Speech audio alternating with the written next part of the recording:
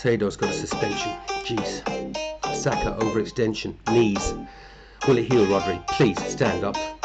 Will it heal, Rodri? Please stand up. Use deep heat. Will it heal, Rodri? Please stand up. I've got a problem here. You all act like you've never taken a hit before. Yours all on the floor like FPL Harry took a -4, but he's rolling his transfers just like before, even though Palmer's got a hernia. He needs a tourniquet. Oh wait, no way, you're kidding. Salah just didn't blank again, did he? And FPL Trigger says, nothing, you idiots. Trigger's in bed. It's 3 AM in NZ. The unit loves taking them. Madaoake broken. Saka's in, look at him, hobbling around, holding his glutes and bot. Fucking useless too. Stick to subut, yo. Luke Shaw's probably got a couple of screws down in his leg loose, but it's no worse than what goes on in United's med room. Sometimes I just want to get on my spreadsheet and let loose, but can't because it's deadline time and my goose is cooked. Odegaard's in bits and Isaac's feeling sick, but if I'm lucky, it might just be the shits. And that's the reason I sold Pedro for a hit, and of course he scored. What a stupid winter sport this. Of course the injured forced hits, and by the time you get fifth yellow, they're in front of a disciplinary panel, ain't they? They ain't nothing but animals. Mo Salah does like camels and Modric can't sell dope. But if we can bump in Hannibal and antidote, and there's no reason that FPL Sam and Fran can't all cope. But if you feel like I feel we're all anti-Mo, I guess that's why I'm out of hope. Just take a hit and sign it quote. Made me, Pedro drove me crazy, will a few hits save me, all that's hit hating, so we're the real panic. Please man up, please man up, please man up. Yeah, Rodri made me, Pedro drove me crazy, will a few hits save me, all that's hit hating, so won't the real panic. Please man up, please man up, please man up. I guess there's a little bit of panic in all of us, isn't there? Oh wait now. Sorry guys, someone actually asked me to do one, so I did it. Hits. Am I the same person that did a video at the beginning of the season, before the season started? Why not to take hits? I'm here to teach you and lead by example. There you go. See my pain. Listen, it could have been worse, but it could have been so much better. Listen, if I hadn't left Pedro on the bench, that's not Pedro, Caicedo on the bench, it would have all been okay. And I should have listened to my missus. I said 10 minutes before deadline, I said, Caroline, give me a name. Mukiele or Caicdaos? She went, Caicdaos. And I went, oh, don't like it. So I went Mukiele. So after yesterday's little review of the game week video, I managed the sum total, put the sum total of 1 point onto my score. I'm not going to review the whole thing again. Just a quick review. The hits didn't work. Some of them did. Gabriel, yeah, fine. Technically came in for Tarkowski. Mukiele came in for Burn. So that kind of worked out, and at least I do have the defence fixed, I think, at the moment, which generally looks good going forward. Trouble at mill though with the front line. You know, with the Voltamide. What the fuck was that about? Subbed at half time.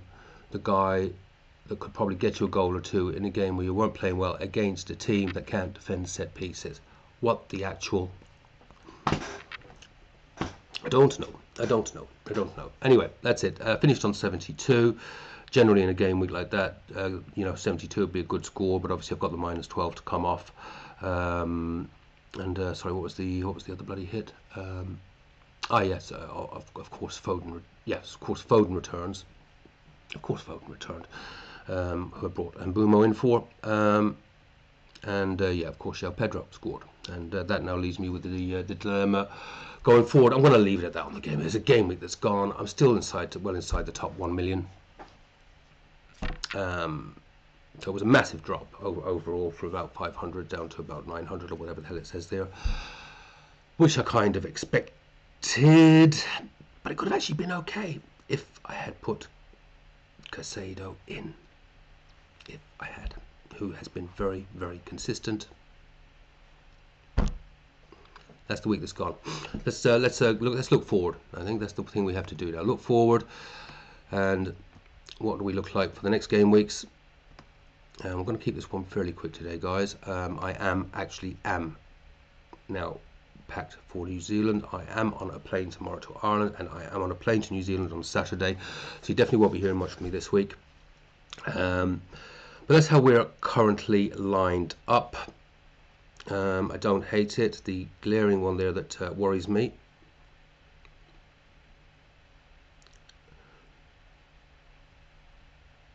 Hang on.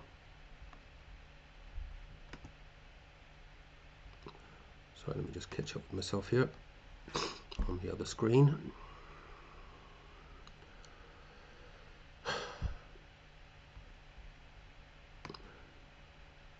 Yeah, I guess the big one there is, do I play Voltamide or do I play Senesi, or do I get rid of Voltamide and buy back João Pedro? I think it will be none of those things. I think I'm likely to go with this. Yeah, I think this is likely where I'm going to go. It's going to be something like this. It is probably is the question. Do I actually bring in Voltamide and bench probably Senesi? Just that 45 substitution on 45 minutes does worry me. It does worry me. If we go with Petrovic in goal, grand. Hard to see a clean sheet, but Aston Villa not that great up front. Timber great. Lacroix starting to look good again. Good 8-pointer last week. And hitting his DEFCON consistently again. So not a bad fixture, I think. Gabriel. Is he a captaincy shout? With Haaland at home to Liverpool. Sticking with Haaland for now. The perma-captain Haaland does seem to be working, and a few people I think will be tempted away from Haaland this week. So although he won't be a differential, maybe this is a week where Haaland is indeed gets you some reasonable rank rise, because I would imagine, we'll see how the some of the surveys and things play out. I'd imagine he'd be about 70% captaincy, with 30% getting tempted away to a Gabriel, or Mateta's not a bad shout. I am tempted, if I was tempted by someone in my starting 11. That's actually a temptation, to be honest with you, as I think about that. Senesi or Voltamide, just playing with that one in my head at the moment. Senesi, just because I think he probably will get his DEFCON, so he could be good for 3 or 4 points, but you never know, the clean sheet might be there.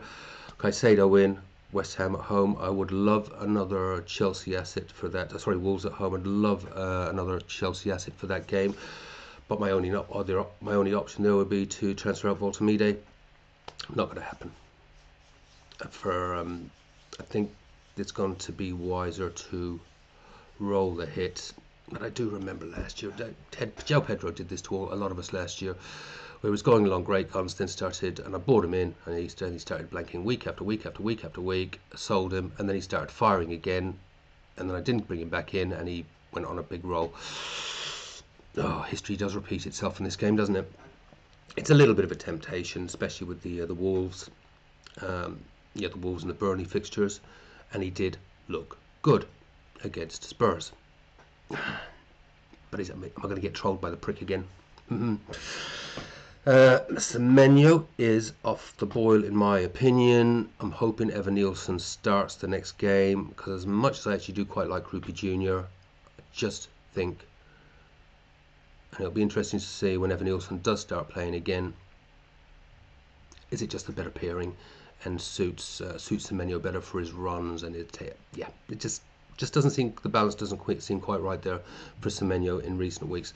Saka owes me a haul. He should have had 2 in the last game, so he does owe me a haul, because in future weeks maybe Saka does become the cash cow, maybe around game week 12-13, maybe move him down to Rice, who's got great guns. That's one of my big regrets in the last 3 weeks, is there was almost a toying cost between Saka and Rice, and I went Saka, penalties, etc., and on some set pieces, as opposed to Rice, the set pieces, DEFCON, more outs to points basically.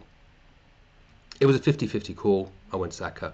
It's proving at the moment to be the wrong call. And Mbeumo, don't regret having him, to be honest with you. I think Tottenham away is not actually a bad fixture these days, and he still looks good. So yeah, that's didn't pay off this week. In fact, it came off very badly with Foden returning, as I said and knew he bloody would. Of course he did. But I think going forward, happy enough with Mbeumo, and I don't think it's a bad fixture for him. Not a bad fixture at all. And then Mateta's great, Haaland great. Don't think the team looks bad. I guess the question is, as it always is, do I rest my itchy transfer finger? and go into steady Desi mode as to transfers and hits. You know, I like my transfers. I like fiddling. I know I do. What does the spreadsheet say? The spreadsheet says I should do pretty well this week, but we don't know these things for sure. It's football. It's good to see you. I'll just make myself a bit smaller there, make this bigger for you guys.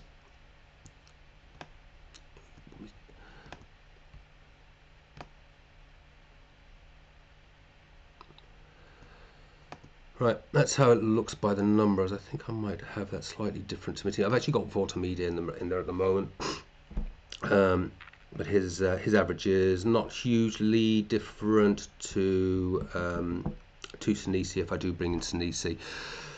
So it's showing me, interestingly on this one, as I've got it set up there at the moment, the average is 70 and also the median is 70 as well, which is with the floor of 50. And the ceiling of 89, so both the median are exactly that. So based on my formula, for want of better words, I should do 70 points this week. Lovely, that would suit me grand. That would suit me down to the ground, and I don't think that would change too much if I move Sinisi in. Last week's prediction, by the way, was extraordinarily accurate. The spreadsheet did say I should do between 70 and 74, and I ended up on 72. So if I can maintain it around these numbers and I start getting my predictions back on back to accuracy again, that's not bad at least. In terms of the team itself, where I do feel potential problems, clearly there is the Voltamide problem, or is it a problem? Newcastle absolutely shocking away from home. I should have seen that come in, but I was thought it was balanced out by West Ham being absolutely shocking everywhere. Well, West Ham put on a show. West Ham put on a show. Nunes starting to get his. He's a good manager, Nunes, and that is a simple fact. So maybe West Ham aren't the team to target anymore. We'll see. Would I really transfer João Pedro back in for Voltamide? I don't think so. I do believe I will roll this week. And I would like to roll, I think, in 12 as well, which actually looks pretty strong fixture-wise as well for this team. You know, so 12 looks good, and I think I'd like to roll in 12 as well because it's around 13. Having a few transfers up my sleeve. 2. What could I potentially do then? It could be stripping Voltamide right down to Marcoy and just having pretty much an almost non-playing. Dead space, third on the bench. It gives me an absolute lovely chunk of money that I could use towards bringing, I would say, Dewsbury Hall up to probably a Liverpool asset, I think, with that big fixture turn that they're going to have around 12, but I think it really kicks in around game week 13. Who would I go for? Gapco seems the fairly obvious choice. In fact, I would say that's the most likely, but there are some other options there. There is even the potential, if I wanted to do it, I'd need, and it wouldn't be that hard to get there if Saka continues to let me down, could potentially turn Saka into Salah. You know, just for that 13, 14, 15. Oh, it's hardly worth it, is it? Nah, it wouldn't be worth it. Not 3 games before AFCON. Now scratch that. But you know, it'll probably be looking to bring in a Liverpool asset. And I tell you what, it will be interesting to see what a Salah-less Liverpool go like. You know, but yeah, when he heads to AFCON. Because he hasn't been himself. He has scored obviously in the last 2 games, but that was pretty much a present that he got at the weekend. Anyway, that's sort of. But there are 2 options. As I said, I've got 2 options. When I get to 13, if I roll twice to give me some opportunity to put money into other areas of the team and bring in that Liverpool asset, it would be Voltamide, I think, down to Marcoy. Or Krupi Jr. maybe if he's still getting good minutes, and that could potentially mean I could bring Lacroix up to a Munoz maybe, but it would probably it would actually have to be Sinisi. I'd need to clear a Bournemouth space. maybe that could be Petrovic. Maybe Petrovic, a little upgrade there. But West Ham, Sunderland, Everton, yeah, come through the difficult fixtures, some decent ones ahead. But it is a possibility. That is a possibility. The other option, of course, could be to bring Saka down to Rice. That feels like a lovely chunk of money to do some other things as well, as say get get Dewsbury Hall up to someone from Liverpool. Probably Gapco. Probably Gapco. Maybe do a little bit of tweaking in defence if I did want to bring up to Manos. But I think the key point is I don't think I'm going to do a transfer this week, and I'm going to put this bloody computer away, tie my hands up, get myself packed, get on a plane to New Zealand where I can do no damage, and see how this goes. See if I can achieve the same in game week 12, provided this, because we're obviously going to have a lot of midweek games, European football, and hopefully come through clean. And that's the one thing at the moment, at least I believe. Wait for any of the pressers, but I think I've got a good uninjured squad at the moment to sort of ride through if there are any little injuries or niggles anywhere. I've got enough there to maybe get through the next game week or two and get to 13 with a few transfers, so we can actually then get rid maybe quite a big chunk of red fixtures there and fixture clashes, etc, etc. We'll have a look at that obviously near the time, but that is the team for now. Just a little question of whether it's Voltamide or Sinisi. Averages look good. There's a better spread of points now with these players throughout the team. It was all started before I did take those hits. It was all starting to get channeled in if Haaland didn't return and a couple of key players. I was fooked, basically. Absolutely fooked. So that's where I'm going. Prediction 70. Maybe I have the most amazing clean game week in the world, and whoever I captain, probably Haaland, possibly Mateta. Hall's big time, and maybe I might finally sort of just get that 80 or 90 because I haven't had one, and you guys have. And on that point, I mentioned it yesterday, the Bishop Brennan Cup has been retired, but it's been replaced by the Bishop Brennan Cup, which spotted in a trophy shop the other day. In his little bishop's hat. It is obviously a chess tournament piece, but it has Bishop Brennan Cup on it, so that will still get presented each week. But at the end of the season, the overall winner will receive that of our league. Will receive that in a goodie bag from New Zealand, where I am heading home on. I'm on the flight on Saturday evening. Go down to Dublin on the Friday.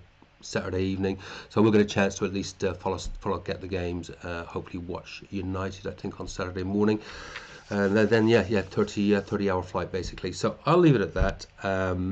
Take care, have fun, play your own game, don't panic. I'll be back with the Bishop Brennan Cup probably tomorrow, and we'll see who the winner is. Big scores, guys, big scores. Well done. I'll see you soon. Bye bye.